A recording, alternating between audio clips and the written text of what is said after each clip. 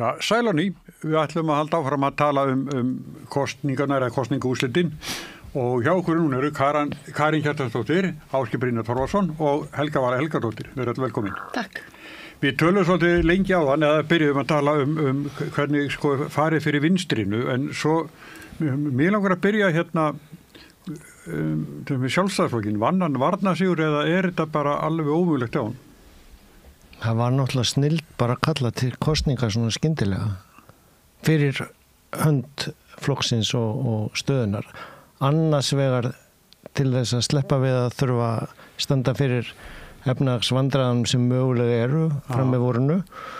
Þó að Sigurður Ingi telji nú að það sé alltaf fara til betri við ársíðan getur alveg gerst. Við erum í þannig punkti í heimshagkerfinu og í hagkerfinu hér. Að það getur alveg farið á báða vegu. Þannig að það er svona þetta bæði fara frá því að þurfa að standa við hinnar illilegu afleiðingar þessar vandræðana úr þessari stefnu sem hefur verið og hins vegar, bara er náttúrulega augljóst að það var orðið óbærilegt bæði innan stjórnarsamstarfsins og innan flokksins þannig að hann bara það vel með þessu og svo í leiðinni slátrar hann vinstrinu bara með að búða svona hrætti kosninga. Já, en sem þú ert að tala svona efnaðs ástand sem getur orðið með vorinu, það vegna verka ríkisstjórnarna fráfarandi? Eða þetta eitthvað utanakomandi sem að... Það er bæði, það er alveg rétt, maður verður að vera smá auðmjúkur svona daginn eftir þegar hasarinn er búinn. Að auðvitað var fullt sem að þau gerðu vel á þessum 7 árum í gegnum COVID og í viðbragði við Grindavík og þess aftar. Og auðvitað kostaði það allt saman fullt. En önnur lönd eru búin að vera í því líka, sko. Þannig að bæði varðandi COVID-kostnað og varðandi stríðs- og varnarkostnað í staðinn fyrir eldgos. En hins vegar það sem þau gerðu síðan til þess að bregðast við efnahagsvanda heimilana og þessum neðri helmingnum var allt of lítið og allt of seint. Þannig að það var allt rétt sem það voru að gera í haust en það hefði þetta að gera það í fjárlögunum í fyrra og byrja á því í fjárlögunum í hittifyrra. Þannig að ég skil alveg Sigurður Inga, ég var nú að horfa á RÚV samtali við þau áður en ég kom hingað þannig að ég skil alveg svekki hjá honum og hann vildi nú ekki sýna það en auðvitað er hann örugglega furious út í bjarna fyrir að sprengja núna því þau náðu ekki að klára fullt af málum sem voru í grænbókum og undirbúningi og frumvörpum sem að hefði litið ágætlega út fyrir svona allavega á pappírónum í vor og auðvitað voru tölunar farnar að fara í rétt átt þannig að það er alveg skiljanlegt fyrir hann sem kemur inn í fjármálaráðuneytið og reynir að taka til og reynir að gera hlutina en hvort það hefði dugað, það er það sem ég er ekki alveg viss og hvort að það sér ég held að þau hafi hreinlega verið blekkt með vanda meðaltalana að þau bættu svo mikið ástandið og efnahagsstöðuna hjá efsta fjórðungunum, þú veist, þau bættu við 10% ríkustu alveg hann að öðrum 10, jável rúmlega það prósentum sem bara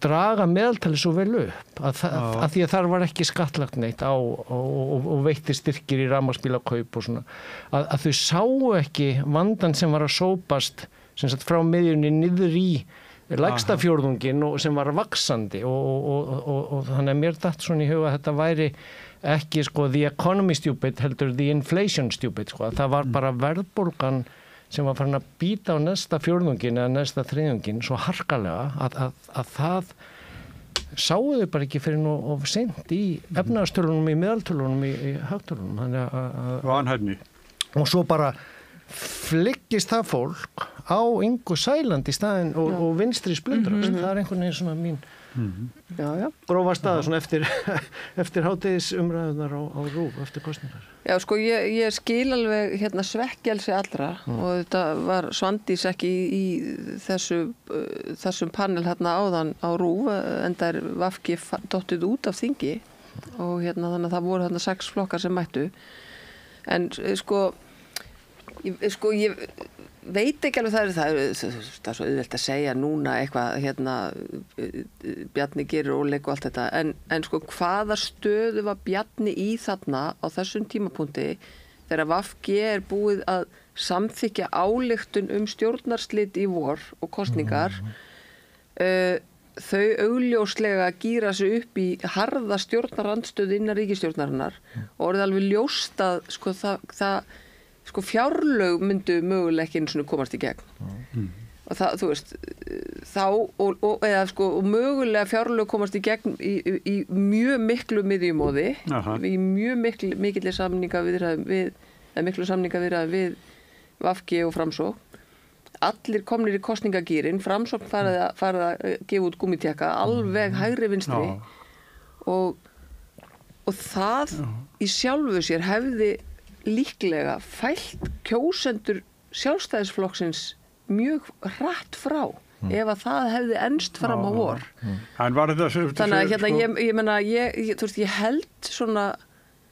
að ég held að hann hafi í rauninni ekki getað klárað þetta. En var þetta pólitískt harakýri þá hjá Vinstri-grænum?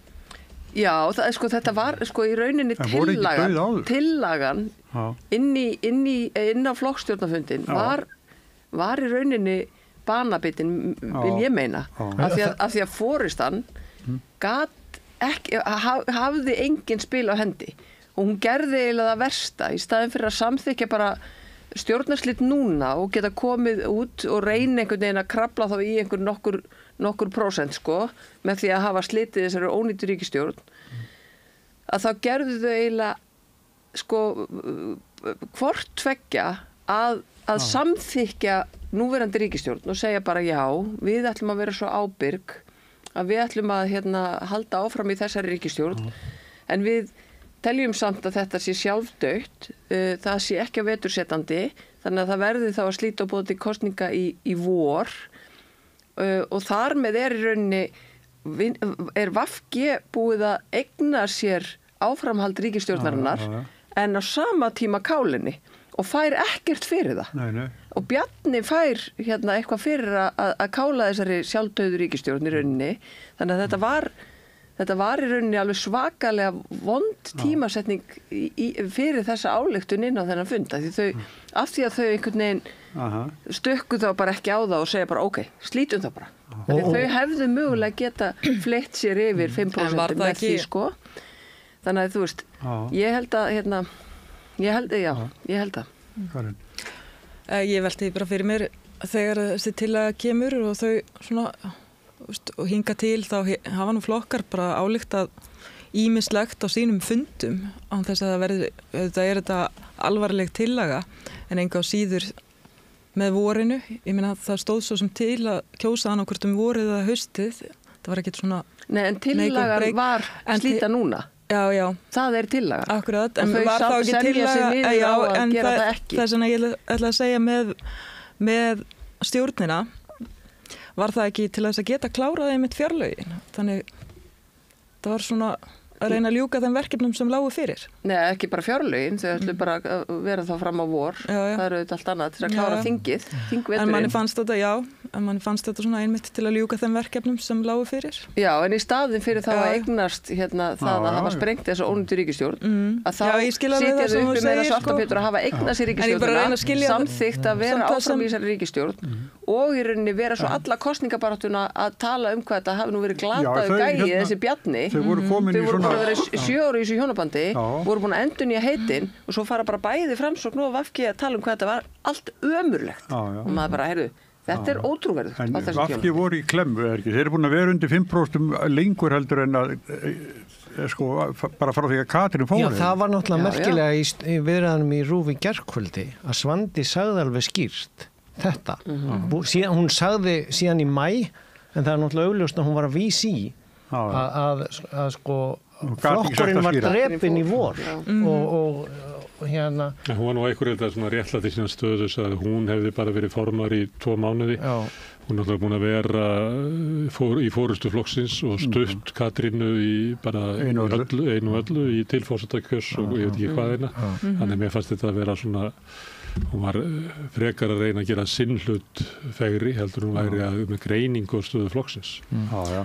En hún átti bátt í þessari kosningabaráttu. Þetta var vonlaust á upphæði. Já, og mistiðu sig þarna með því að neita að fara í starfsstjórnina það var ekki og það að búa til þessa, kannski hefði hún átt að vera að mæta þessari tillögu sem var á flokksþinginu, bara að hörku og hafna þessu og segja að við ætlum bara að halda áfram í ríkisstjórninni í staðin fyrir að búa til þessa málamilun sem að Bjarni notaði sem tilefni, segja að ég get ekki látið bjóða með þetta, að við slíti ríkisstjórninni en ætla að stilla kosningum þegar einhver hendar, ég bara kýst þegar þið mér hendar. En sko, hvað ef sagan eitt, en síðan það sem eiginlega, mér fannst einna merkilegast líka að sko, að það Inga Sæland sem sópar til sín öllu vinstrinu með því að lofa 450.000 króna. Já, samt sko. Ég aðeins varðandi hreyfingar og fylgi. Við vorum með kannanir sem að sýndu sko miðflokkin í 17%. Hann fær 12%. Þegar að fór að líða á kosningabarátuna þá kom í ljós að það var kannski ekki alveg innegg fyrir sko þessari stöðu Sigmundar. Ég menn, hann átti ekki góða svona síðustu viku. Nei, leysi svo kjáni. Það var mjög, hann var ekki að draga til sín atkvæði. Þetta fylgi sem hafði farið frá Sjálfstæðisflokknum líklega, en það lag ekki tilbaka. Heldur lag það sko frekar yfir á flokk fólksins. Ég myndi telja að þessi svona uppsveifla í lokin hjá flokki fólksins hafi komið þaðan. Vinstrið sem að stóð frammi fyrir því að það voru 3 flokkar sem að voru tæpir á þeir ná inn, sósíalistar, VG og Píratar, að það náttúrulega fólk fór frá þeim og það sést bara á niðurstónum að sveifla frá þeim af ótta við og það var svolítið hamrað á þessu síðustu dagana. Það mátti sjá, annars fellur það dautt niður eins og við ræddum áðan, en síðan held ég að séu svona cirka 4% af því sem á Samfylkingunni, sé fylgi sem að kemur þaðan. Því að Samfylkingin kemur umverulega miklu betur út miðað við skoðanakannanir en nokkuð tíma gert og það fyrst og fremst út af þessu. Að það eru atkvæði sem að venjulegum, ef við værum ekki að menna 5% röskuld, hefðu bara farið á VG. Þetta er auðvitað svakalegt hvernig atkvæði Reykvíkinga falla þarna niður og það er bara kosningakerfið, þetta er bara brútal að það eru tæplega 14.000 manneskjur sem að greiddu atkvæði í kosningunum í gær. Atkvæði þeirra fella niður. Ég er að segja þetta því ég held að sko að uppbyggingin á fylgi flokksfólksins sem er glæsileg sé ekki í rætur að rekja sko vinstramein. Nei, ég er samanlega. Ég held að það sé gamla alþýðu fylgi sem að kaus alltaf Sjálfstæðisflokkurinn. Þetta er líka hluti af sko Framsóknarflokkurinn hrynur og hvert fer það fylgi. Það fer ekki allt yfir á Viðreisn og Samfylkinguna, það vil líka vera á flokk fólksins. Þannig það ég myndi vara við að segja sko að Inga Sæland sem er náttúrulega segist vera jafnaðarmanneskja en líka sko hægri manneskja í svona áherslum að hún sé þú veist, það við tekið vinstri, Já, því það var búið að tala mikið að það hefði verið hrun vinstrisins og auðvitað voru þarna 3 vinstri flokkar sem komist ekki inn á þing, en þeir flokkar hefðu náttúrulega þeir hétu vinstri grænu sósíalista Píratanir, þá hefðu þeir fengið 9,3 sem er svona VG fylgi, svona almennt og svo var ég að horfa á þetta og prófa að skipta þessu niður í 3 hópa, vinstri flokkar, miðjuflokkar og hægri flokkar og þá koma út eiginlega mjög svona svipaðar stærðir. Þetta er svona. En hvar setur þú þá flokk fólksins til þess? Ég set þá á miðjuna því þeir koma sér ekki saman hvort þeir séu til hægri eða vinstri, þannig hljóta enda þar. Ég set Viðreisn þar því þó þeir segist vera hægra megin við miðju og Framsókn það bara þeirra hugmyndafræði á miðjunni og það er stærsti hópurinn, ef við reknum þetta saman, þá er miðjan með 37% rúmlega, vinstri vængurinn, þá með Samfylkingu og vinstri grænu Pírata sósíalistunum, þarna er með rúm 30% og hægri vængurinn er með 32,5%. Þannig við erum í rauninni með 3 býsna áþekka hópa, þannig ég get ekki séð einhverja sérstaklega sveiflu til hægri eða vinstri eða miðjuna sko. En vinstrið en það er að því það er splundrað til einhverjar endurskoðunar. En það er kannski við fáum þess að 3 litlu flokka eða sem sagt að því VG hefur kannski hvorki verið að uppfylla kröfuna sem þeir sett á sig sjálfur að vera til vinstri eða grænir. Smári, þú sagðir að vinstri verður að bara endur skoða stöðu sína. Ég meina ef þetta er kosningakerfi, þetta er bara sama og við værum í einmenningskjördæmi, að þá ertu bara með 2 stóra flokka og þá bara skipulegur baráttuna innan breska verkamannaflokksins og kannski verða bara þessir flokkar að koma saman og hvernig ætlum við að ná einhverju stöðu út úr þessu kerfi sem er hérna. Ég meina, þetta gerði fólk í Reykjavíkurlistanum og það færði sig út í önnur sveitarfélög og annað slíkt. Fólk verður bara að horfa á þetta kosningakerfi sem við höfum. Við erum með einhverja stöðu þar sem að við verðum eiginlega að búa til eitthvað svona bandala til þess að ná meiri árangri. Svo er það náttúrulega. Og svo er það líka annað sem að mér finnst vinstri að vera að hugsa. Það er svo margir vinstri sinna kjósendur sem að velja flokka sem að segjast fyrir kosninga að vera eitthvað bæði vinstri og hægri og allt þetta. Það sem að forustan er miklu hægri sinnaðri heldur en kjósendurnir og það sér maður bara í kosningarannsóknum. Það til dæmis, það er bara alls konar vinstra fólk sem er að kjósa Viðreisn, þótt að Viðreisn sé bara, ég vallaði miðjuflokkur. Það var náttúrulega eitt af snildar bróðum kosningabaráttunar held ég hjá Þorgerði Katrínu að fá borgarstjóra forsetaframbjóðandan Jón Gnarr sem sagðist vera sósíalisti og þar með þú farin að flokka Viðreisn sem miðjuflokk Já. Og ég tek þau hafa auðvitað alltaf sagt að þau séu hægra megin við miðju í miðjunni og ég er vinstra megin og ég meina flokkur fólksins sem er fyrirverandi vinstri græna og bara alls konar blöndu Já, en þetta er eiginlega vandinn og ég tek tilbaka þá að Inga hafi sopað til sín vinstrinu en það er bara kosningakerfi sem slátrar vinstrinu Það er kostningakerfi sem slátrar vinstrinu í reik þarna þessir 14.000 Þetta er ekki kjósendur Það hverfur náttúrulega ekki nú þarf bara hreyfingin þarf að endurskipuleggja sig En það var náttúrulega þessir 3 vinstri flokkar sem fjallu út það var auðvitað ekki tími kannski til að stilla saman strengi en Píratar, sósíalistar og vinstri græn ég held að það sé mjög auðvelt að samþætta þessa flokka málefnalega Ég veit ekki, það er náttúrulega alls konar fólk inn í þessu og það en þú veist það alveg að flokkur fólksins er ábyggilega með miklu dreifðari bara málefni innan sinna raða sjálfstæðisflokkurinn Það var nú gerð tilraun í aðdraganda kosninganna að búa til græningjaflokk þannig að það er inn í þessum hópi fólk sem að vill bara búa til flokka utanum einhverja sínar áherslur þannig að ég veit ekki alveg hvort það sé raunverulega vilji til þess að róttæku sósíalismi sem að mótaði íslenskt samfélag á síðustu öld og VG sömuleyti átt að halda á þeim kyndli hvort að það sé útbreytur vilji innan Pírata eða VG að halda þeim kyndla lofti í róttækrar sósíalíska verkalýðshreyfingar. Já, en svo er það auðvitað líka þannig að samfylkingin keyrði auðvitað líka mikið á svona verkalýðshreyfingunni og hefur gert undanfarið og þessa vikuna þá töluðu mjög mikið dauðu atkvæðin.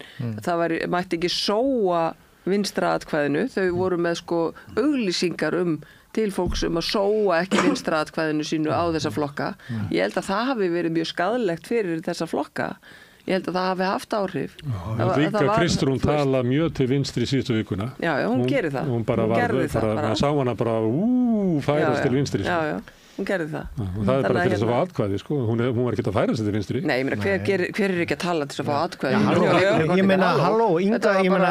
Brilljant hjá henni. Þú veist, Inga Sæland vinnur út á það að lofa 450.000, meðan að sósíalistar sem voru með ábyrga stefnu og ekki að fara að lofa inn í verðbólgu eða kosningalofur, að tapa á því að vera með ábyrga og skynsama. Það tapa ekki, ég haldi því til haga. Við erum bara nákvæmlega saman stað. Já, en allavega, komast ekki inn á þing, það eru þetta öllum finnst þetta leiðilegt að Sanna hafi ekki komist inn á þing bara öllum sem ég tala við og öllum í þættinum í gær og þetta er En ég held að við höfum sigluð þolinmæði til að halda áfram en það er spurning hvað verður Pírata ég fór og fletti með að vorum að tala að þeir eiga bæjarfulltrúa 3 í Reykjavík og 1 í Kópavogi VG er bara með 1 bæjarfulltrúa á Suðvesturhorninu í Reykjavík Og lendir VG ekki undir fjárstyrk? Jú, fær ekki pening sem að er reyndar ekki stór styrkur af því að þingflokkarnir byrjaði að taka til sín 20 milljónir og svo er restinni dreifð þannig að Píratar til dæmis er að fara úr 6 þingmönnum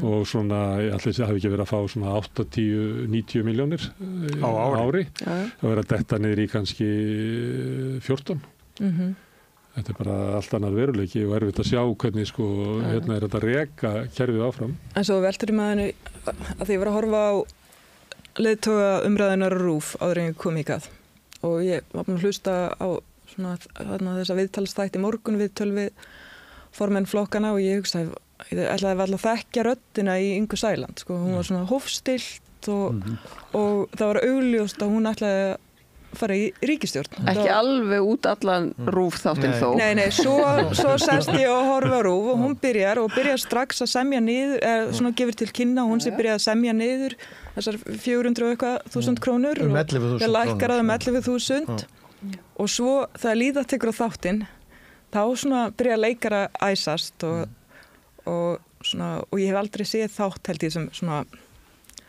kallaði jafn sterkt á mig nú stjórnarkreppa. Já.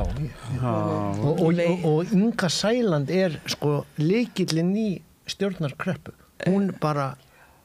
Hvað meira með því?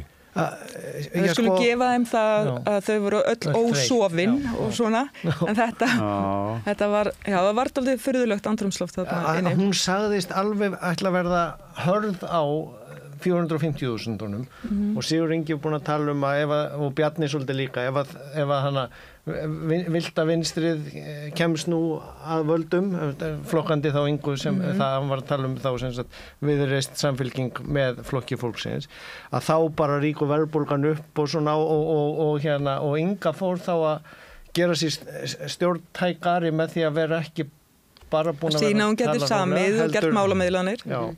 En þetta var alveg sama tilfinningu ég fekk, sko, og þá bara gæti ég vel, sko... Má sá líka augnaráði á hinum leiðtogunum. Og þá gætu við líka verið með, sko, samfylkingu, viðreisn og sjálfstæðisflokk með 40 þingmanna meirihluta. Já.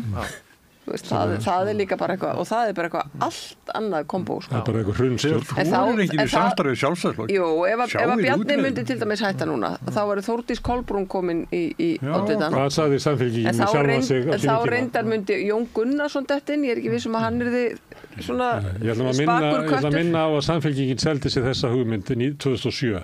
En nú væri Davíð hættur og Geir komin og það var allt í lagi að mynda ríkisstjórn með Sjálfstæðisflokknum. Og við fengum bara, við fengum efnaðslega hörmunga bara yfir okkur. Já, og það verður mjög spennandi, ég var að hugsa það, því ég var búin að skrifa... Það var nú samt vandi sem var búin að hlaðast upp og var ekki kannski... En samfylkingin gerði ekki neitt til þess að mæta honum í þeirri vísu.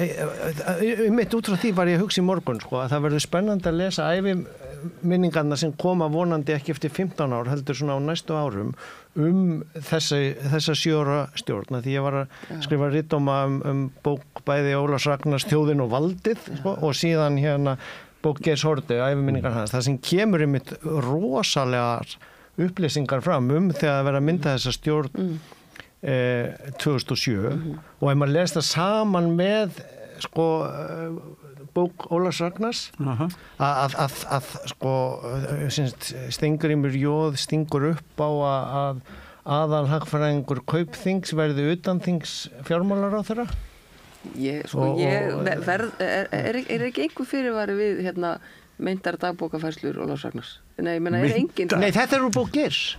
Já, þetta er bók Geirs. Já, mér hefst að segja Ólafs Ragnars. Steingrímur Jóð er að spila þessu fram og sem sagt, punkturinn minn er þessi, við erum í þessum kosningum núna alveg jafn mikið að gera upp hrunið sko, og þetta er líka í alþjóðlegri umræðu, sko, þú veist, að það er efnahagslegu afleiðingarnar og umbreyting kapitalismans sem að ég er hættur að þurfa að segja að nýfrjálshyggjan sé dauð, því hún er búin að endurfæðast í Bandaríkjónum núna í sko nýju formi, við köllum það ekki nýfrjálshyggju lengur, en það er einhvers konar appisínugur nýfrjálshyggja teknómiljardamæringa nýfrjálshyggja, þú veist, og ég var að reyna að greina þetta í öðrum 2 greinum Bye Bye Biden og Hello After Trump, þú veist, og ef maður speglar þetta yfir íslenskan veruleika og ef það verði þessi stjórnarkreppa sem við bæði fengum á tilfinningunni í morgun á RÚV, að þá gæti bara komið mitt annarkvort, sko, Þorgerður Katrín með Þórdísi, eða sem ef að Bjarni gefur yfir til varaformannsins. Það viðrið sjálfstæðisflokkur og miðflokkur er möguleiki. Miðflokkur eða flokkur fólksins eða Nei, er það? Já. Er ekki já. Nei. Það tapa allir flokkar og samstarfið sjálfstæðisflokki. Ég held að það sé ekki nóg, er það? 25 pluss 8, það akkurat. 33, já. Mér finnst það líklega niðurstaða. Mér finnst það, já, ok. Þú vilt ekki, ég veit það, en það getur ekki. Já, mér finnst það bara ólíklegt. Það ekki margir valkostir einhvern veginn á borðinu og mér finnst svona bæði Kristrún og Þorgerður, þær hafa ekkert, veist, mér finnst það ekkert að hafa verið að útiloka Sigmund neitt, sko. Nei. Það getur ekki að tekið mjög skattaðan Framsóknarflokk. Já, myndi ekki duga. Sigur Ingi neitaði því bara í þættinum í morgun, sko. Aha. Mér fannst það. En það myndi ekki duga. Já, en ég meina það getur verið bara klókt að bara bíða og sjá til og það er betra að þær komið til hans heldur hann komið til þeirra. Já. Nei, þær eru náttúrulega augljóslega búnar að vera, ef maður les myndmálið. Það dugar ekki. Það er bara með 5 þingmenn. Það dugir ekki, sko. Að því ég nefndi styrkina á þann að þá er maður tekur bæði það sem er fáið gennum þingið og svo þessa almennu stjórnmálastyrki þá er VG að missa 99 milljónir sem þau fengu á þessu ári og Píratan líklega fara úr 76 niður í kannski 14, 13. Þau fá eitthvað frá þeim sveitafélögum sem þau eru ekki sett. Algjör breyting og þessi flokkar eru mjög háðir þessum styrkjum að því að þeir eru svo byggðir upp á svona styrkjum að þetta eru ekki sömu fjöldarhefingar að það voru kannski fyrir 20-30 árum. Það er hægt við að svona flokkar bara kóðni niður að þeir hafa ekki burðarvirki. Já, það eru náttúrulega líka mjög mikla skildur á þessa flokka, sko að skila endurskoðum ársreikningum og allt hvað eina sem kostar nú alveg, getur kostað mjög mikið. Bara það að vera til, sko. En ég minna, Eiríkur Bergmann talar jarðskjálfta í íslensku stjórnmálum. Ég er bara sammála. Við vitum ekkert alveg hvað gerist, sko. Þetta er það sem er, þú veist, flokkur fólksins er svo óútreiknanlegur. Og hópur sem er að koma inn. Þeir tala varnarsigur sjálfstæðisflokksins. Er þetta ekki bara... Þetta er bara tap. Þetta er bara tap. Hann er tapað 5% stigum, hann er komin inn í 19,4%. Þú veist. Þetta er ekki varnarsigur. Já, kannski miða við tölurnar sem voru búin að mælast. Þeir fóru nú í einni könnun hjá prósenti 2,5 og... Svo ég vitni nú í Bjarna, þá er maður ekki að keppa við skoðanakannanir, maður er bara að keppa við úrslit kosninga. Nei, ég gerir mig grein fyrir því, en miða við hvernig þetta leit út, þá geta þeir vel túlkað þetta sem varnarsigur. Hann hefur sagt að hann hafi unni alla kosningar þannig að hann er stæðsti flokkurinn, hann er það ekki lengur. Sjálfstæðisflokkurinn er bara stæðstur í norðvestri og suðvestri. Samfylkingin er stæðst í báður Reykjavíkurkjördæmunum og á norðaustri, nei hérna á norðaustri, já. Og svo er Flokkur fólksins stæðstur í suðri. En sko, ég meina Sjálfstæðisflokkurinn meldist með 12,3% 8. nóvember. 12,3%. 11,5% í 1% úrtaskekk ykkur. Nei, og var 13,3% daginn áður í maskínu. Þú veist, þetta er bara, þú veist, þetta eru þetta rosalegur, rosalegt áhlaup í lokin, það er ekki að taka það af þeim. Það voru fleiri í svona áhlaupi, kannski ekki jafn. Þeir eiga smurðar kosningavilar all land. Já, og það skilaði sér. Og kannski, já, einmitt eins og hefur verið sagt, þá var þetta kannski, þetta var ekki vel spilað hjá Sigmundi svona undir lokin, maður vissi ekkert hvað var að gerast. Það birtist eiginlega á nýjan hátt, bæði í gær og í morgun, hann var alltaf að hósta. Ég veit ekki hvort það hefur fundið, sko, það er svo mikil mengun í loftinu og ryk og það fer einna vest á hann, en hann er eini stjórnmálamann held ég sem trúir ekki á loftslagsbreytingar og er örugglega á móti að banna nagladekk, en þetta kemur á hann af því að alla Teslinu hérna spænu. Ég held að sjálfstæðisflokkurinn verður grætt á því hvað miðflokkurinn spilaði illa úr loka metrónum.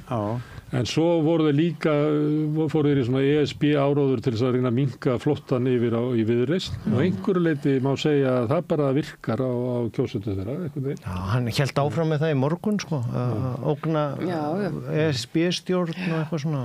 Þannig að kannski svona síðan að Sjálfstæðisflokkurinn náði sér einhvern veginn í gýrin bara á síðustu vikunni. Já. Því að fram að þeim tíma, ég hugsaði þið að við líka verið að hugsa, hver er stefnan í þessari kosningabaráttu hjá Sjálfstæðisflokknum? Það er bara allt í einu hvarf, allt forystufólkið.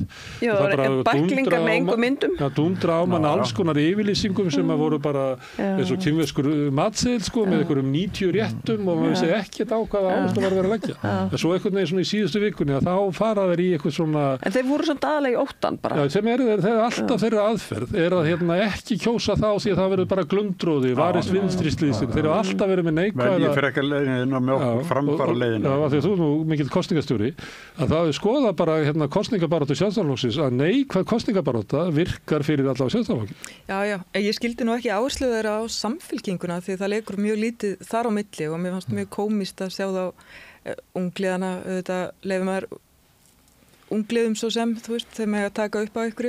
En mér fannst áhugavert að einn daginn þá voru þeir ægilega reiður út í einhvern mann sem hafði sagt eitthvað ljótt stefnu Sjálfstæðisflokksins í einhverjum podcasti.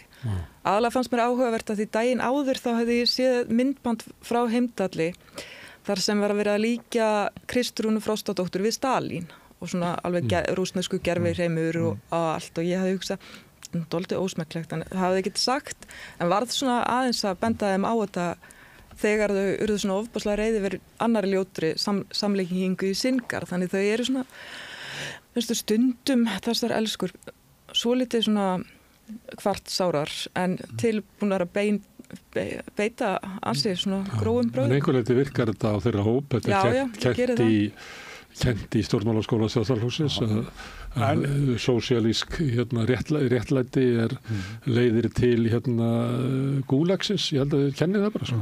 En leiðindin í garð Dags Björkjessonar, allar þessar auglýsingar og ég held að það bara fara að vinna með degi sko. Er það ekki? Jú, klálega. Frekar en hitt eða ekki? Jú, þetta var orðið aldrei skrítið hvað einhvern veginn og voru sannfæriður að allir sjálfstæðismenn færu að ógilda seðlana sína. Ég hef bara meiri trú á sjálfstæðismenn. Nei, bara þessar auglýsingar sem voru náttúrulega bara hvað þessar auglýsingar að kosta sko. Já, ég er mjög forvitn. Ég hugsa að þær gætu alveg hafa klippað þessum 2% þannig að samfylkingar yfir 20 Þeir kærðu hann til héraðssaksóknara. Fyrir að hafa sagt þetta. Einhver Lúðvík sem gerði það. Það er víða einn Lúðvík. Formaður landskjörstjórnar kom í fréttir og RÚV í hádeginu og kvöldið að útskýra það mætti alls ekki strika út á öðrum listum eins og megin þannig að það var alveg farið í varnar. Já, ríkið tók það sér. En margt við þessa kosningabaráttu var enga síður sko, mér fannst að þið heyrt marga gagnrýna að það hefur verið svo mikil trúðslæti og sem vissulega var en það var líka mjög málefnaleg umræða inn á milli og svona mér fannst við fá mjög mikið af öllu. Já, hún fór ekki út í þetta ógeð svona inn í umræðuþáttunum. Já, ekki alveg eins og Mér fannst það í umræðuþáttunum eins og að vantaði svona umræðu málefni, mér fannst það fyrir aðeins að koma svona í síðustu vikunni. Mér fannst það svona, ég veit ekki akkur að það var bara ekki, kannski voru flokkandi bara ekki undirbúnir og þau voru fókuslausir þessi fyrstu þættir. Maður hélt að maður myndi, ég meina, við ættum að geta dregið í gegnum svona umræðu, alvöru umræðu hvað við ætlum að gera í húsnæðismálum, en mér fannst það ekki takast. Það var oft talað heilbrigðismál og það er náttúrulega svo víður málaflokkur að einn talar eitt og hinn næsta og ekkert kemst áfram sko. Það voru lengi í gang sko, en undir það síðasta þá fannst mér koma dúndurflottar umræður sko. Fyrir milli skrílslætana þessu TikTok-væðinguna í stöðu 2 umræðunum þá fannst mér þær eiginlega bestar sko. Það sem var bara hangið svolítið í húsnæðismálunum, hangið svolítið í heilbrigðismálunum og þá fannst mér svona eins og ef þetta væri viku lengur svona umræða, þá færum við að sjá svona skýrar línur. Já, en þetta náttúrulega samt svo rosalegt magn af þáttum, mjög mikið magn af umræðu þáttum líka. Það eru sko margar útastöðar hér og Rás 1, Rás 2 og Bylgjan sem eru bara sko stanslaust með umræðu einhvers konar og þú veist sem alveg gott en þess vegna verður þetta líka kannski svona óskýrt. Ég heyrði bara fullt af umræðu þáttum þar sem var verið að tala af alvöru málefnin, alveg helling og svo voru podcastin og svo voru sjónvarps sem voru á Vísi til dæmis og þetta alltaf hér þannig að þú veist það var alveg hellingur í gangi en svona eitt sem ég langar að flagga að stjórnarandstöðu flokkarnir bættu við sér 24 þingmönnum þú veist það er alveg hellingur þú veist það eru þeir flokkar sem að tóku svona mikið til sín sko. Ríkisstjórnin tapaði 24,8% sló ekki með ríkisstjórnar hrunsins. Það er bara 27,7. En ég held, ok, sko, ég ætla að bæta við sko umræðunar hjá Heimildinni sem fóru yfir líka. Já, mér ástæðan til að með svona dæmi alveg frábæra umræður sem náða að vera djúp og svo óskaplega skemmtileg. Og einhvern veginn, það var líka mjög áhugavert, þá náði hver einasti frambjóðandi að glansa á sínum forsendum. Þú veist, fyrir sinn kjósandi hóp. Það var alveg helling. Og þetta var skemmtilegt og áhuga verð í sko 1,5-2 klukkutíma. Já. 2,5 tími að standa upp á endan of langt, vil ég meina. Fólk er bara orðið örmagna. Það er eitt sem langar að nefna líka og það eru þessi kosningapróf. Kosningaprófin eru samin upp úr stefnum flokkana. Og sko ég heyrði hana Láru Ómars tala um þetta í gærmorgun og við vorum að tala um þetta líka heima.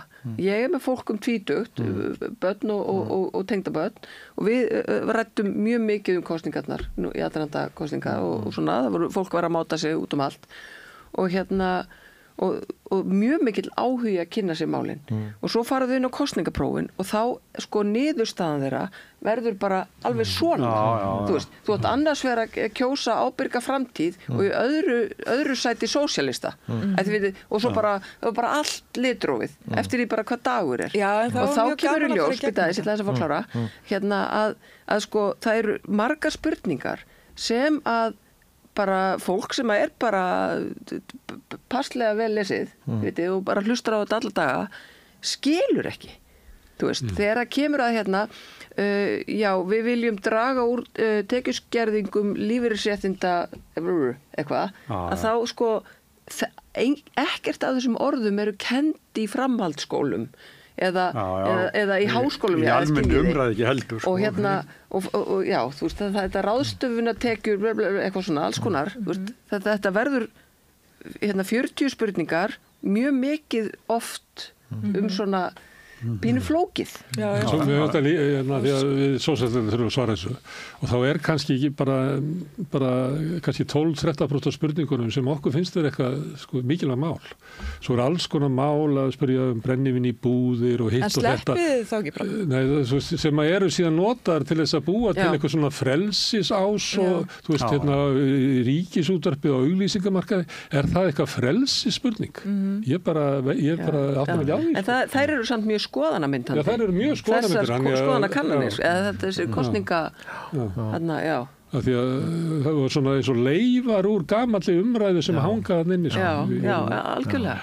Þetta verður eitthvað að skoða þetta. Já, ég held að það er mjög margt held ég sem sko ekki bara endurskoðun vinstrinsins eða framsunarflokkurinn endurskoða sig eða sjálfstæðarflokkurinn endurskoða tap sitt. Ég held að sko þetta kosningakerfi náttúrulega eins og við talum vonandi tekstþinginu einhvern tíman að laga það, en líka sko stjórnmálafræðin, kannanafræðin og þessi próf er líka eitthvað held ég sem við þurfum að skoða, því að sko þetta voru í raun og veru ótrúlega spennandi og skemmtilegar sko kosningar. Ég var að tala við bæði börnum mín sem er nú sko að nálgast 30 hvað við værum að hugsa varðandi pólitík og hvernig allir voru að reyna að finna út hvernig er þetta að kjósa og líka pappa og mamma það voru allir einhvern veginn í smá hugsana uppbroti hvað á maður að gera núna, þú veist, ekki þetta einhvern veginn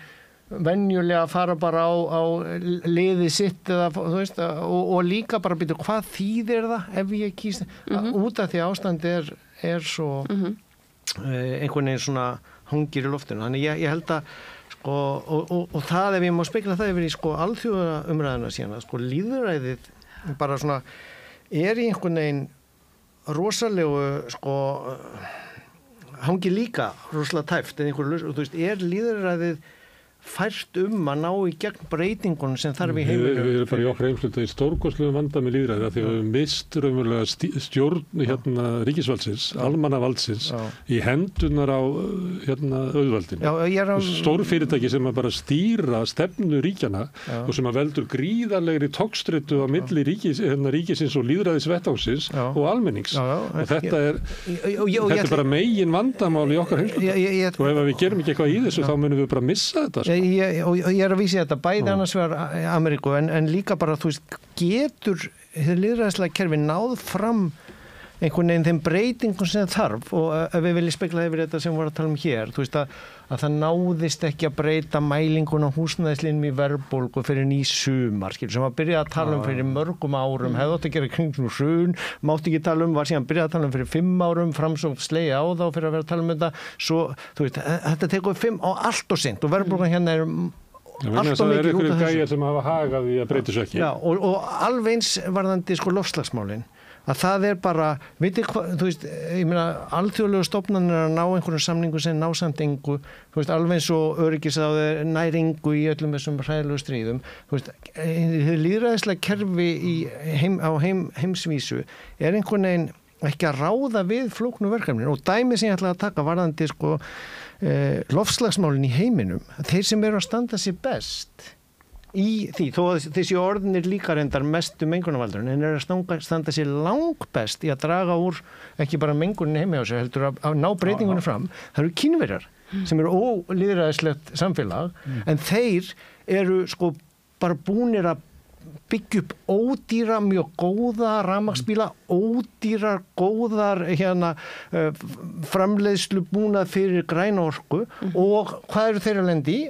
Varnartolla inn í Bandaríkin og jafnvel Evrópu, þannig að að því þá er komin þjóðarnis varnarhyggja innri efnahagsstefnu landsins og þú veist, populismi og allt það, þannig að við fáum ekki ódýru rafmagnsbílana eða ódýru raforkuframleiðsluna inn í Bandaríkin að því þar hentar betur að bora eftir meiri olíu að því einhverjir sem eiga hagsmuni gæta þar ná inn einhverjum þingmönnum og málunni gegn, þannig að við erum að sjá alveg bara rosalega svona ókveikjandi sín finnst mér niðurbrót niðurræðiskerfan okkar bara þannig og það gerist rosalega hratt af því þetta eru viðkvæm kerfi og ef að fólk missir trú á þessu þá getur þetta bara orðið spírall sem að fer mjög hratt niður en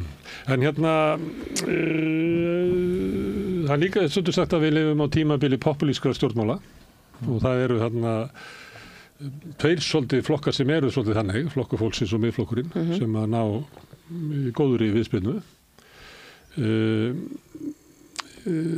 Eiríkur Bergmann hefur sagt að þetta verður bara komin á tímabili populísku stjórnmála og þau munu verða ríkjandi og gömlu flokkarnir munu breytast yfir því og það má kannski tala svona foringja áherslu samfylkingarna sem hluta þessu og þá var það spurningin með fyrirbrigði eins og til sjálfstæðisflokkin sem að hefur kannski á undanförnum 20-30 árum reynt að vera svona líkari svona hefðbundnum íhaldsflokkum í Evrópu eða eitthvað.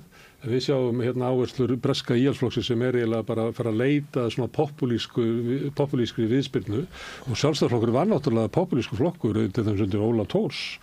Óli Thors er bara klassískur populískur stjórnmálamaður. Stétt með stétt. Já, alltaf. Hann var bara með alla frasana og fór á fundi og pissaði utan í Saltvíkstæðunar og fekk atkvæði að vera alþýðlegur og allt þetta.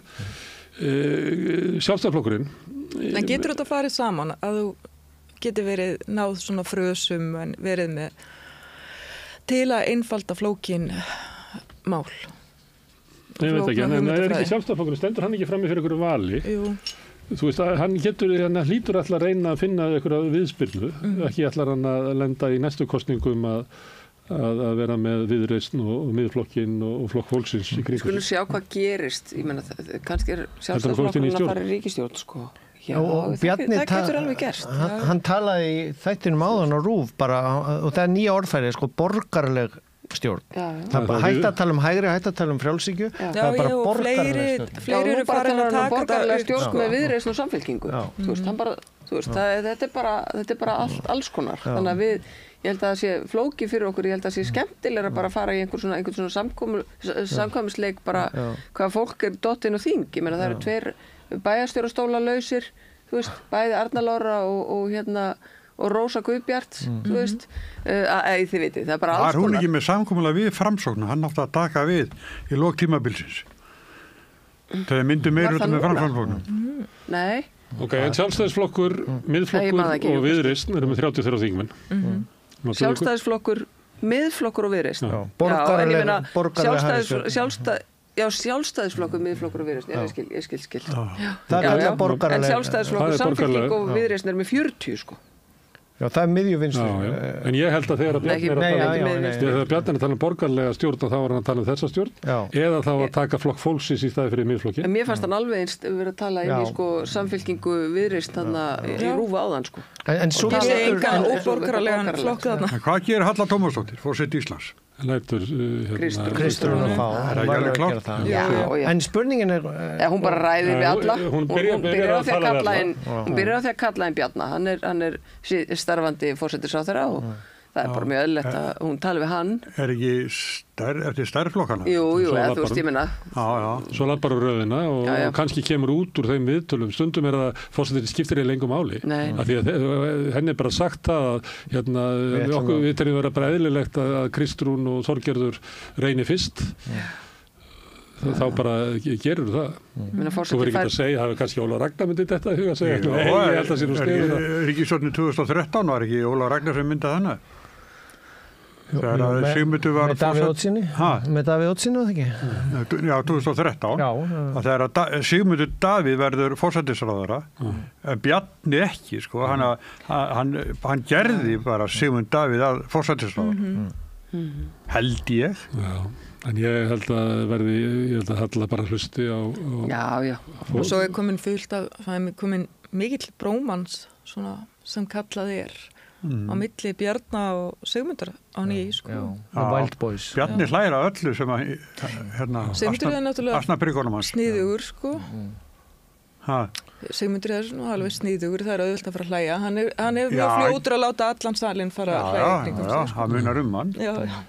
En að því að við erum að tala um fólk, þá er þingflokkur miðflokksins það er Ingibjörg Davíðsdóttir, Sigmundur Davíð Gunnlaugsson, Þorgrímur Sigmundsson, Karl Gauti Hjaltason, Bergþór Ólason, Nanna Margrét Gunnlaugsdóttir, Snorri Másson og Sigríður Á Andersen. Jepp. Þetta er fólk sem er að fara að setja lögin í landinu. Þetta getur verið í ríkisstjórn, þarna eru kannski með 3 ráðherra. Það að geta sameinað líka ólíkar áherslur fólks á milli. Hann er systir. Sigmundur og Bergþór held ég að séu líklegir ráðherrar og svo kannski Sigríður Andersen. Já. Það er ekki nýtt að Snorri Másson. Hverjir eru ráðherraefni Flokks fólksins? Það hljóta að vera Inga og Guðmundur Ingi. Ég meina, hann hefur staðið við hlið. Það er Ásthildur Lóa og ég held að Guðmundur Ingi sé klárlega. Hann hefur staðið eins og klettur við hliðina á Ingu í gegnum súrt og sætt. En Ásthildur Lóa á hún fyrir þingsæti styrk sín. Alveg klárlega. Það er náttúrulega magnaður árangur, sko. Svo erum við með reynda þingkonu að koma inn, Lilja Rafney Magnúsdóttir. Sem að kemur. Úr Vinstri grænum. Jakob, hann uppskar ekki að lappa í miðflokkinn, en hann er varaþingmaður. Já, hann var búin að sjá hann aðeins inni af og til. Já, hann var nefnilega inni í smá tíma í nótt, sko. Sigmundur Ernir, Rúnarsson, hann er komin aftur inn. Nei, hann er þingmaður. Já, hann er komin inn. Er hann ekki komin á inn? Þórður Snær. Dagbjört lítur að færast fyrst. Já, Þórður Snær er alltaf skráður inn. Hann er búin að segja að hann taki ekki þingsæti. Já, ég veit það. Nei, Sigmundur er ekki á þingi. Það er þingflokkur Samfylkingarinnar er Anna Lára Jónsdóttir. Já, nei, það er að því að Þórður Snær er skráður þarna. Það er þessuna sem að er hann á eftir Dagbjörtu? Nei, hann var nú undan henni. Dagbjört færistu. Já, Sigmundur, næstur eftir þetta. Sigmundur kemur inn sem... koma inn sem uppbóta. Sigmundur Róna kemur inn. Sigmundur Ernir. Og verður þá Dagbjörn sem kjördæmakjörinn. Já. Þórður segir líklega af sér og þá verður til hamingju Sigmundur Ernir. Ég veit út alveg stóður. Það er magnað. Það var engin sem að kveikt á þessu í nótt í allir upptalningu á fólki. Þingflokkur Framsóknar er svolítið hlægilegur. Hann er bara landsbyggðarkjördæminn. Það er engin að... Það er svolítið langt síðan að... 2 í Suðurlandi. Stefán Vagn og Ingibjörg Ísasen og... Þórarinn Ingi Pétursson. Þau eru 2 í norðaustur. Ég held að hann ætti ekki viðreisn að vona eftir sameiningu kjötstaðana. Það engin að pæla. Þetta fyrir að framsókn, átt ekki svona. Nú 3. Já. En þú veist að, ég meina, Willum, það hlýtur að vera ákveðin skellur, sko. Það var mjög óvænt. Willum þetta, þú veist, alveg hérna svona, hann hefur verið við alveg formannskandidat, sko. Já, en landsliðsþjálfarastaðan er laus. Rétt. Hvað? Landsliðsþjálfarastaðan. Þetta er nú margrindur og gert allavega 2 félög í Íslandsmeisturum. En hvað gerir Framsókn þegar hún þarf að endurnýja sig? Býður hún bara þangað til að ríkisstjórn þessara flokka sem að taka við verður bara óvinsæl? Af því að þeir eru náttúrulega að lofa alls konar hlutur sem þeir geta ekki staðið við. Manni heyrðist á Sigur Inga í hádeginu í dag. Hann vildi ekki fara inn í neinar. Hann ætlaði bara heim og kjarna sig bara. Og plæju bakurinn. Og plæju bakurinn bara planta. Þetta er býsna flókin staða. Þau eru núna með borgarstjóran og þá er það spurningin hvort að hann gerir þá tilkall til þess að verða formaður. Hann var að mælast með 3%. Nei, já, ég veit það. Hann hefur með persónulegar vinsældir upp á 6% og verið að borgarstjóri Reykjavík sem er eiginlega rockstjörnulegar. Algjörlega, en ég bara segja sko, ég er að tala innanhús flækjustig, þú veist, Lilja er varaformaður, hún fer valla að þramma fram sem formaður núna þegar hún er dottin út af þingi. Hún er ekki eins og varaþingmaður, sko. Nei, ára Ingibjörg Ísaksen verið næstu formaður. Og þá er það bara Ingibjörg Ísaksen eða Stefán Vagn eða, þú veist, ég menna, af því að ég held að einhvers staðar hafi Sigur Ingi verið svona að horfa til Willum. Af því að Willum er, þú veist, hann er bara mæra hann mikið, sko. Já. Hann er svolítið hægri hlutin af Framsókn. Já, hann er það. Kannski Ásmundur og jafnvel Lilja eru sko frekar vinstramein í Framsókn. Þau eru farin. Þau eru bæði farin, sko, og þú veist, tíma var öll fórysta Framsóknarflokksins úti. En Willum er mjög þægilegur í samstarfi. Það er mjög gott að vinna með Willum. Svona bara, þú veist. Hann var formað fjárlaganefndar. Innan úr kerfinu, náttúrulega. Það var það nefnilega. Við vorum saman í gegnum COVID. Það var ég stjórnaraðstöðu þingmaður sem formaði velferðarnefndar. Og þá voru við svo oft niðri í þingi bara ég Willum og Óli Björn af því að hann var formaður efnahags- og viðskiptanefndar. Hann meina þingmennirnir voru allir heima og það var bara mjög, af því að við vorum í alls konar aðgerðum, björgunaraðgerðum. Ég var í fjármálaráði. Það var bara fjármálaráði. mjög þægilegt að vinna með honum, sko. Sem er mjög fín æfing að verða ráðherra, að vera formaður fjárlaganefndar, sko. Það er bara... En hann hefur elst 30 ár síðan tók við heilbrigðisráðuneytinu. Það er nú bara þannig. Enda sjáum við að podcastinu á vettvangi hvernig ástandi er í heilbrigðiskerfinu. Þú nefndir Óla Björn. Að hann hafi ekki kost á sér, er það skýrimerkjum það að hann verið í rísurum Moggans? Ég veit það ekki. Ég meina, verður einhver ritstjóri Moggans? Hver les Moggan? Rúf er alltaf að vitna í Moggan? Fyrir en ég veit ekki. Jú, það getur alveg verið. Já, það getur alveg verið. Moggi stóð sig ágætlega í þessum kosningum með að fjölga svona sjónvarshlutunum hjá sér, stækka hann. Viðbragði við samstöðunni. Já, stóði sig betur heldur en kannski Heimildin sem var svona veikt sjónvarpið hjá þeim. Meðan Vísi standa sig vel með að fjölga pallborðum og meðan þeir allir standa sig betur heldur en Rúf. Rúf var náttúrulega með þess að kjörda með þetta sem að voru svona í einhverju hliðarherbyrgi og voru svona erfiðir. Þeir voru með þessar kappræður, svo gerðu þeir tilraun til þess að draga í gegnum Kastljósi umfjöllun svona helstu mál, en það er bara svo erfitt á okkur 15 mínútum og það var ekki debatt í kringum það og þannig að mér fannst það að vera svona eins og þið var að gera þetta skildurækni á þess að ætla sig. Það er náttúrulega líka dálítið flókið þegar eru svona svakalega margir frambjóðandur, að þú ferð alltaf oddvitina í einum kjördæmi til að ræða svona mikilvægustu málefni og ert með 11 manneskjur. Það bara myndast ekki, það er rosa erfitt að fá dýnamíska. Þú mátt búa til sko fleiri þætti þar sem eru 2 sem að mætast og þú mátt bara búa til efni. Og Rúf tekst þetta ekki. Og það væri frábært að nota Rúf 2 meira. Til dæmis í svona. Það má alveg nota Rúf 2 meira í íþróttaleiki og svona pólitískar kappræður fyrir nördana. Bara allan nördism á Rúf 2. Við vorum svolítið í svona spjall eins og við erum með hér, svona bara fólk hérna og þaðan að tala um pólitík. RÚV var með silfrið til þess en meðan það ekki notaði mikið, voru með að skera það niður í aðdraðanda kosningarna og svo voru með vikulókin, þannig þeir voru ekki með slíka umræðu sem að er mjög mikið úti í svo podcastunum og hér og þar. Þeir voru náttúrulega með forystusætið. Og morgunþættirnir á Rás 1 og 2 þetta alltaf með eitthvað hverjum degi sko. Já.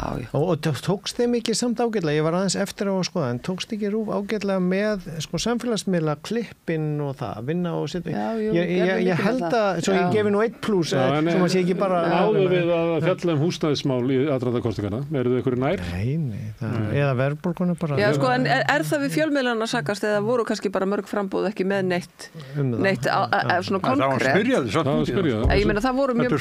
Nei, ég meina það var mjög mikið talað húsnæðismál. Viðreisn var eiginlega ekki með neitt, sko. Umhverfisvæn, einingahús. Það var kannski ekki tíma til að hlusta á allt hitt, sko. Mér fannst mjög mikið talað húsnæðismál. Já, og húsnæðislán og hvernig við það var miklu frekar bara að vantaði umræðu umhverfismál. Náttúruvernd og loftslagsmál og þau bara týndust. Það held ég að verið svo. Já, og flokkurinn svona sem var merktur fyrir þeim, þannig. Það verður náttúrulega ákalla að einhver taki upp þessi mál, held ég. Það var reynt að búa til græningjaflokk í aðdraðanda kosninganna. Já, náttúrulega með rosalega skammur fyrirvari og... Já, það eru þetta að missa bæði Pírata sem hafa verið mjög sterk í þessu og VG sem hafa svona haft þetta á stefnuskráni þó það hafa kannski ekki beint verið að beita sér í þessari ríkisstjórn. Eftir að Mummi fór úr umhverfisráðuneytinu. Það er auðvitað skellur fyrir þennan málflokk. Og þetta er sko... Þessi málflokkur er farin til hliðar hjá Samfó til dæmis. Þá er þetta að segja þessu að þessu flokkum mistókst að halda þessum málaflokki á lofti. Já, þetta var bara ekki dagskrá. En þar er alþjóðamálin líka. Ég meina þetta er búið að detta niður út af stríðunum og því. Þannig að sko, og það er rosalegt. Því efnaðslega afleiðingarnar því verða svo miklu dýrari. Þetta þýðir að við verðum með miklu fleiri svona disaster að því að verður frestað að gera það sem þarf að gera á þessu sviði, að því að vera að byggja upp varnarmál eða ég veit ekki hvað menn er að gera hér í staðinn fyrir umhverfismál, en allavega styðja einhverja afurðastöðvar eða sjá til þess að styrkja einhverja öflug fyrirtæki með styrkjum í umhverfismál. Það þýðir það verða meiri katastrófur og það verða miklu dýrari fyrir sko bara þar næstu ríkisstjórn eftir svona 8 ár eða 10 ár eða jafnvel 6 ár, þú veist það.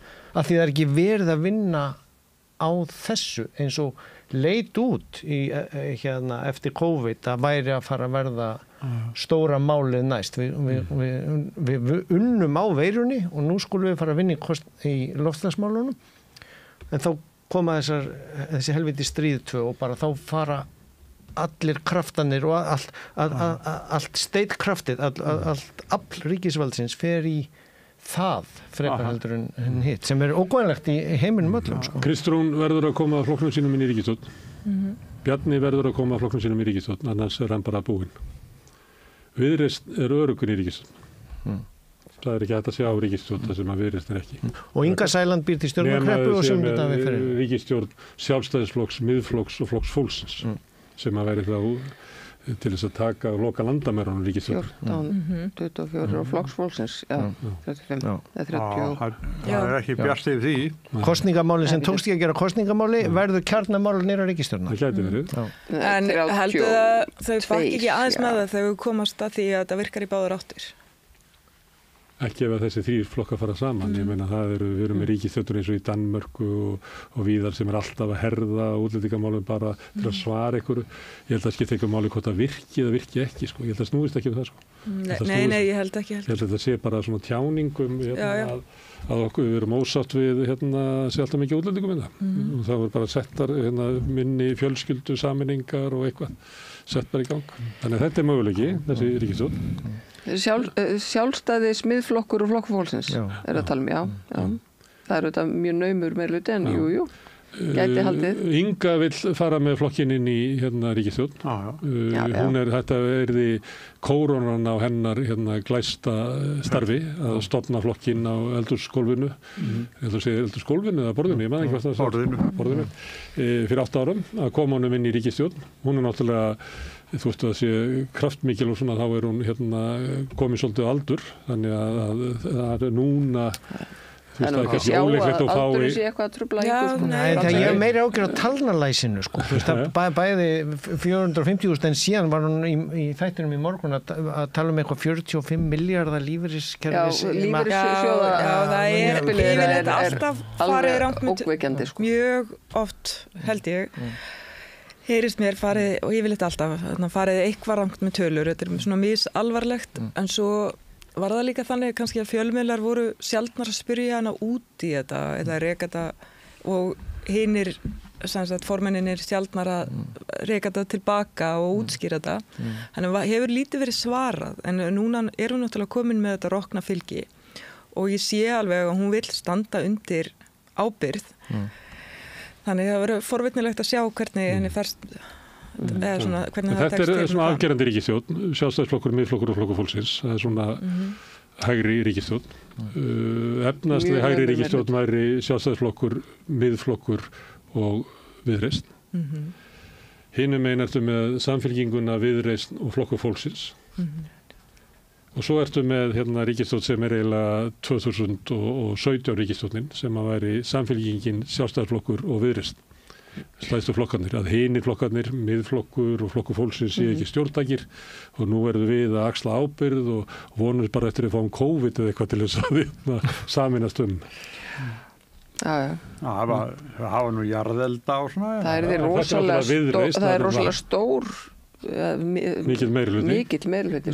Nóg pláss fyrir Jón Gunnarsson og fleiri að sprikla.